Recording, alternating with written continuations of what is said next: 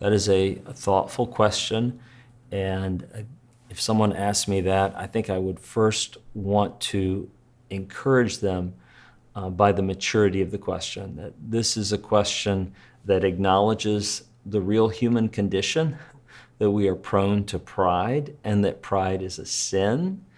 And it's a question that the speaker would seem to acknowledge that they have seen some of this in their own heart, the danger of this.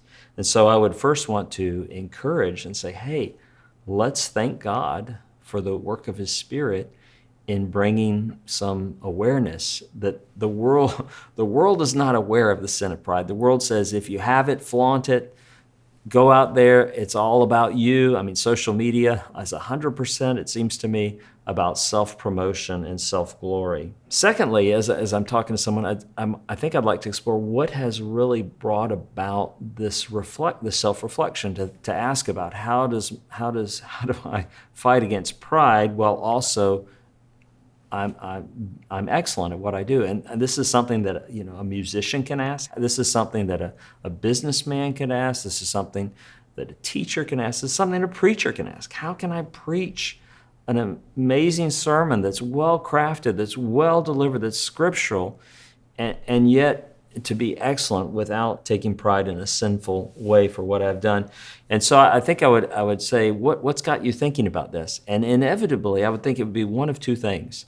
Either the person has been in the Bible or they've been around people who exercise true humility. Because when you're around the world, if it's all the world, you don't notice the difference. But then enters someone in whom the Spirit of God dwells, and there's a winsome humility that you have to account for. So I think that would be an interesting conversation. Like, who did you see this in, or what scripture has really got you thinking about this?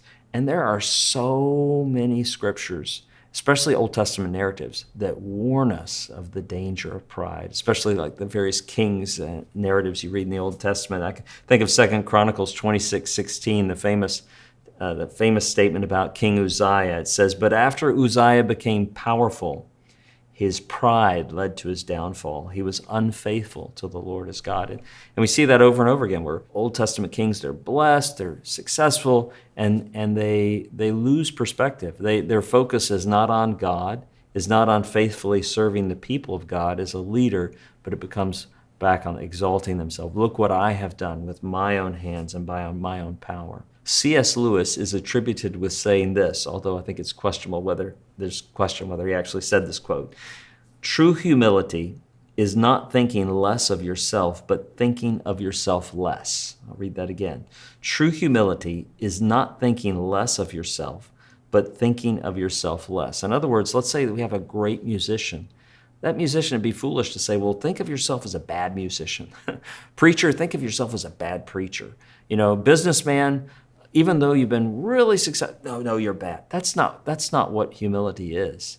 Humility is taking the focus off of self and putting the focus on God, who's given us the gifts and abilities, and then putting the focus on others. How are these gifts and abilities to love and serve my neighbor? So it's a question of focus. Is the focus myself, exalting myself, not acknowledging the God who's giving me these gifts and opportunities, or is my focus on God and on neighbor? In fact, Jesus challenges us to think this way about all of life in Matthew chapter 22. He was asked, what's the greatest commandment? He said the greatest commandment, he gives a double commandment, is to love God and to love neighbor. And I would challenge someone struggling with pride and excellence to refocus. It's got to be very deliberate throughout. Say they're a musician who's singing. As they go out on the stage, they say, how can I acknowledge, maybe not orally, but in my mind, through my actions, how can I acknowledge that God is the one who's giving me these abilities?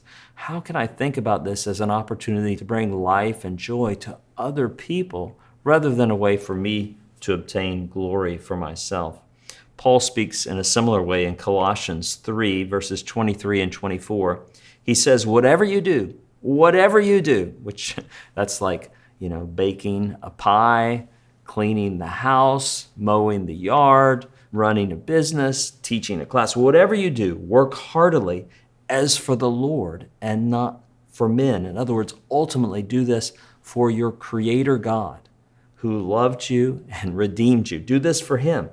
Paul goes on to say, knowing that from the Lord you will receive the inheritance as your reward. You are serving the Lord Christ. So think about it. It's sometimes it can be really hard for people to make that switch, but to say, how is this work that I'm doing on a daily basis? Even if it's changing diapers and vacuuming floors, how is this work for the Lord? And how is this work for others? How does this work love God? And how does this work love my neighbor?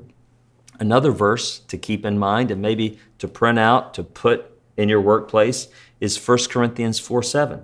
Paul says, what do you have that you did not receive? And if you received it then, why do you boast as though you did not receive it? Again, that orientation, the abilities we have, the life we have, the fact we woke up today, that we can see, that we can hear, that we can do the work we're doing, that we have the creative gifts, all of this is a gift from God. And our creative work is only a response to Him. And we have to constantly, because of the temptation of pride, we need to constantly remind ourselves of that. I want to recommend a book to you that helps think about work more in a biblical theology of work, sometimes called a theology of vocation. An excellent book by Tim Keller called Every Good Endeavor. So if this is a new thing for you and you haven't really thought about your work as a way to love God and love neighbor, that's a fantastic book that'll have a lot more practical examples in it. Thanks for watching. If you enjoyed this content, visit sbts.edu/sample to access free theology lectures from Southern Seminary.